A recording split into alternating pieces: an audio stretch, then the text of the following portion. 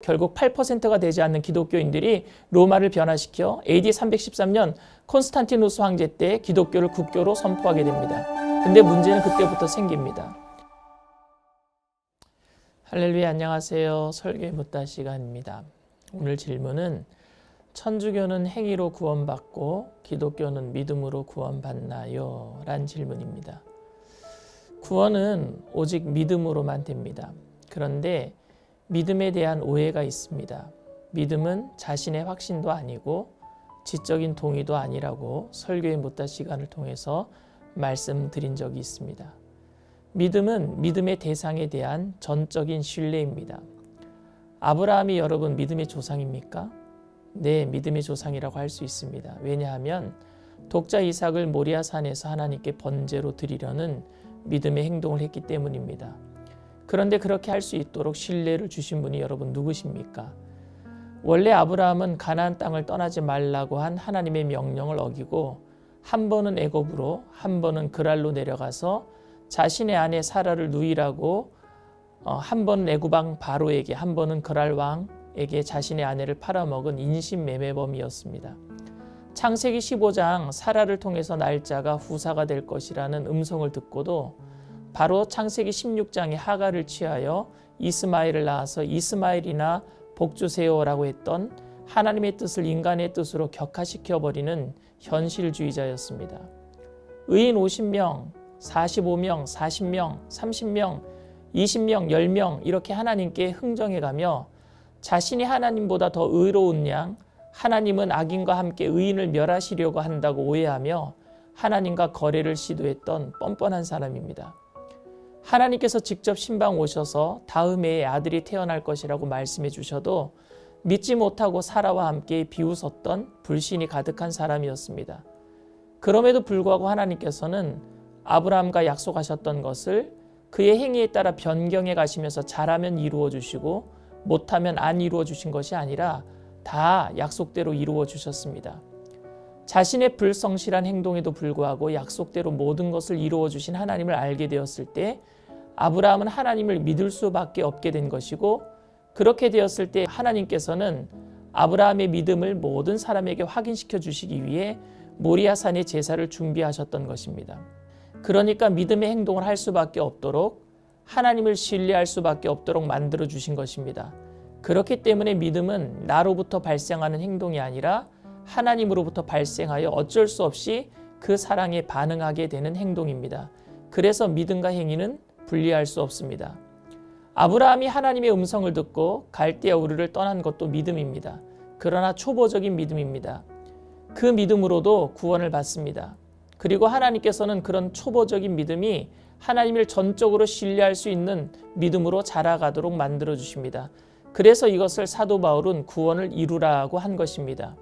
빌립보서 2장 12절 13절에 그러므로 나의 사랑하는 자들아 너희가 나 있을 때뿐 아니라 더욱 지금 나 없을 때에도 항상 복종하여 두렵고 떨림으로 너희 구원을 이루라.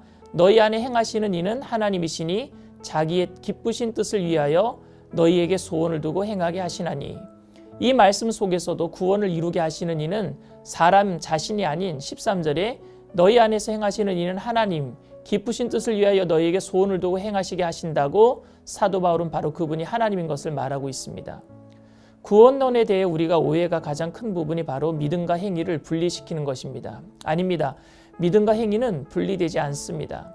그런데 천주교는 성경의 많은 부분을 형식적으로 바꿔놓고 말았습니다. 예배의 장엄한 형식과 성도 일생을 칠성례, 세례, 견진, 성체, 고해, 병자, 성품, 혼인, 성사의 형식으로 만들어 놓았습니다. 결국 면죄부를 통해 종교가 얼마나 타락할 수 있는지를 역사를 통해서 보여주었습니다. 그래서 마틴 루터가 1517년에 10월 31일에 비텐베르그 성당에 95개조 항목에 반박문을 붙이고 종교개혁을 일으킨 것입니다. 그래서 기독교가 그렇게 천주교로부터 탄생한 것이라고 생각하는 사람들이 많습니다. 그러나 그렇지가 않습니다.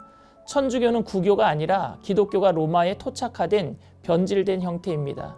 초대교회는 성령의 역사로 인해 예루살렘에서 온 유대와 사마리아와 땅끝까지 퍼져갔습니다.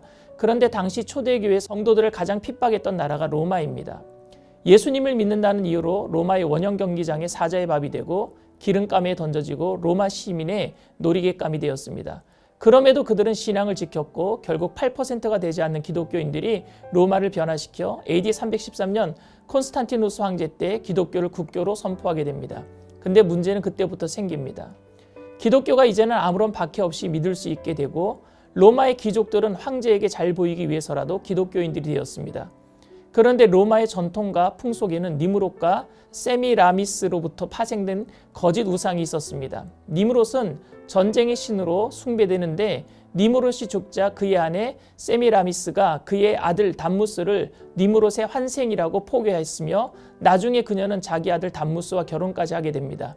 이런 미신적 요소를 가지고 있던 로마인들이 세미라미스를 마리아로 그의 아들 담무스를 예수님으로 혼합시켜 마리아가 아기 예수를 안고 있는 동상을 만들었고 마리아 숭배 사상도 만들어 놓은 것입니다.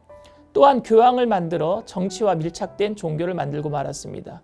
기독교는 천주교에서 파생되어 나온 것이 아닙니다. 기독교가 로마로 들어가 혼합되고 변질된 형태가 천주교이며 전 세계를 지배했던 로마와 교황의 권위 안에 눌려있던 원래 기독교인들이 프로테스탄트하여 원래의 모습을 찾은 것이 지금 바로의 기독교입니다. 그런데 지금은 천주교인들 중에도 성령 역사를 체험하는 사람들이 있습니다. 천주교도 성경을 배우고 있기에 그리스도의 구원의 은혜를 알 수 있으며 그 은혜 안에서 믿음으로 구원받을 수 있다고 저는 생각합니다. 어쨌든 천주교는 행위를 강조함으로 구원을 강조하지만 그 속에서도 은혜를 깨닫고 믿음과 행함으로 구원에 이르는 사람이 있습니다. 반대로 기독교는 믿음을 강조하지만 그것 때문에 아무런 행함도 없이 천국 가는 차표 한 장 끊어놓았다고 여기고 마음대로 살다가 결국 있던 믿음마저 잃어버릴 수 있다고 저는 생각합니다. 믿음을 자신의 확신이나 지적인 동의 정도로만 생각하고 내가 예수님을 믿었으니까 천국 갈 수 있다는 보험 정도로 생각하고 이 땅에 살아가는 동안 마음대로 살다가 어떻게 하나님을 당당히 뵐 수 있겠습니까? 서두에 말씀드렸듯이 믿음은 나 같은 죄인을 살리신 그 은혜가 놀라워서 전적으로 하나님을 신뢰할 수밖에 없는 반응, 행동을 자연스럽게 동반한다고 말씀드렸습니다. 그 온전한 구원의 은혜를 날마다 느끼며 믿음으로 반응하며 살게 되시기를 바랍니다. 할렐루야. 다음 시간에 뵙겠습니다.